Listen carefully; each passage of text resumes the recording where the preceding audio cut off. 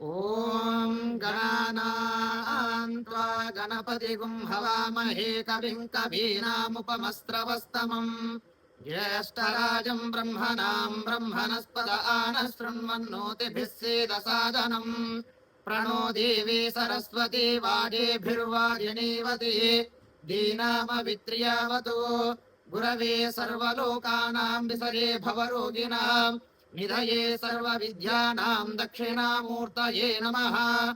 श्रीमहागणाधिपतये नमः। श्रीमहासरस्वत्यै नमः। श्रीगुरुभ्यो नमः।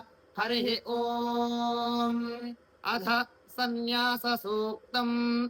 ॐ न कर्मणा न प्रजया धनेन त्यागेनैके अमृतत्वमानशुः परेण नाकम् निहितम् गुहायाम् विभ्राजते तद्यतयो विशन्ति वेदान्तविज्ञानसुनिश्चितार्थाः सन्न्यासयोगध्यहयः शुद्धसत्त्वाः ते ब्रह्मलोके तु परान्तकाले परामृतात् परिमुच्यन्ति सर्वे दहरम् विपापम् परमेष्मभूतम् यत्पुण्डरीकम् पुरमध्यसद्गुस्तम् तत्रापि दहरम् गगनम् विशोकस्तस्मिन् यदन्तस्तदुपासितव्यम् यो वेदादौ स्वरः प्रोक्तो वेदान्ते च प्रतिष्ठितः तस्य प्रकृतिलीनस्य यः परः स महेश्वरः।